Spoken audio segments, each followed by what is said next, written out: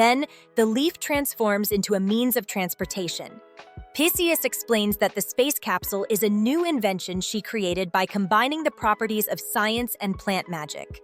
The capsule stores the body, while the magical plant provides the necessary energy. Everyone boards, and the transport slowly takes them to the room. Leaping looks around and comments that it's very stable, and much quieter than the previous mechanical fish.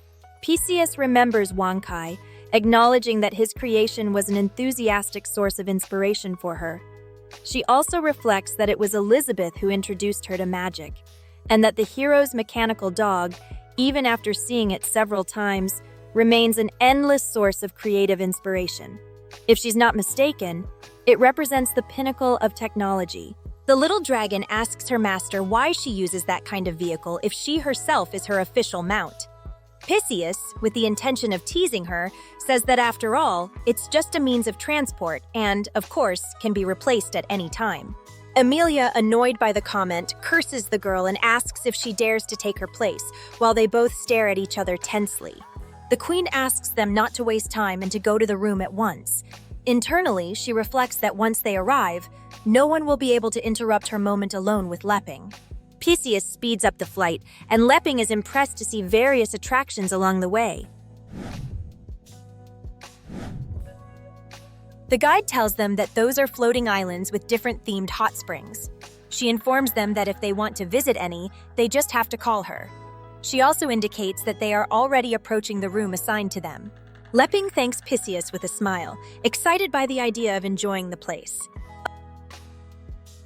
Upon arrival, everyone disembarks, and the guide tells them that if they need anything later, they just have to ring the bell in the room and she will come immediately. The hero replies that it's fine, and suggests that she also get some rest, while she begins to leave the place. Lepping looks at the queen and tells her that they've arrived. Elizabeth, slightly blushing, asks what surprise he wants to give her. He replies that she'll know soon, but first they have to go inside. At the same time, he thinks he should tell her at the most romantic moment. He takes her hand, and they enter the dimensional room together. Once inside, the hero is amazed by the interior. The queen sees the bed and reflects that she has already guessed the surprise, that tonight will be the key moment to take a big step in their relationship.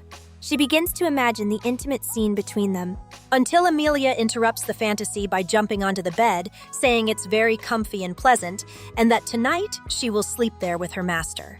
With a smile, she says that she's very happy. But that happiness doesn't last long.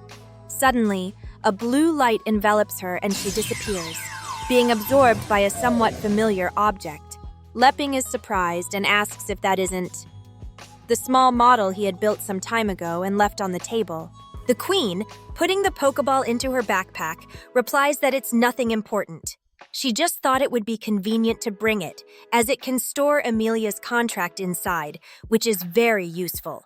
Then she approaches him, hugs him, and asks him not to talk about anything else because now they are completely alone. They kiss passionately and begin to grow more intimate.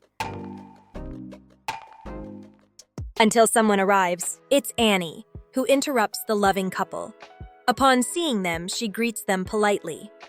Lepping, slightly blushing, returns the greeting and asks why she's in their room.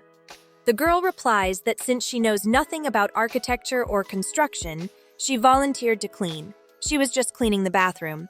The hero understands, but tells her it wasn't necessary, and that from now on, he'll handle the cleaning himself.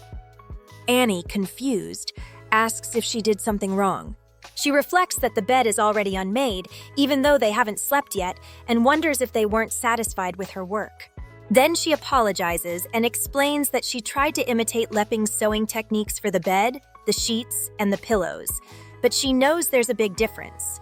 Still, if they're not satisfied, she can redo them and asks for a chance to fix it.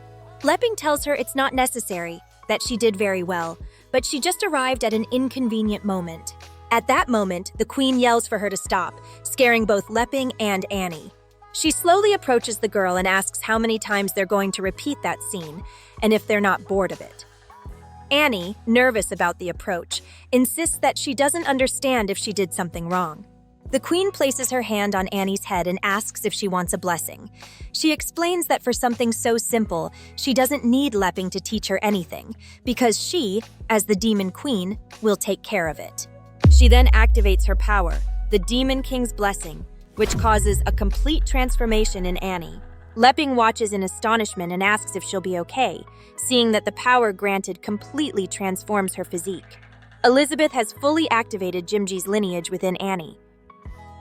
The hero, surprised, asks her if she feels okay, while reflecting that Elizabeth helped Annie evolve. He finds it incredible. The queen explains that she has awakened all the power of her lineage and orders her to leave and learn to control it by herself. Annie is left confused, not understanding what's happening.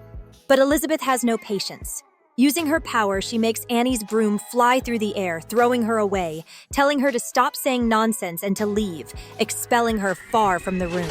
Once Annie is gone, Elizabeth comments with satisfaction that she finally has some peace. Then she turns and with an intense gaze, tells Lepping that now it's his turn.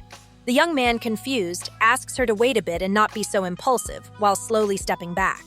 Until he bumps into the bed. Elizabeth, seeing that he can't escape anymore, asks if he knows how long she's waited for this moment.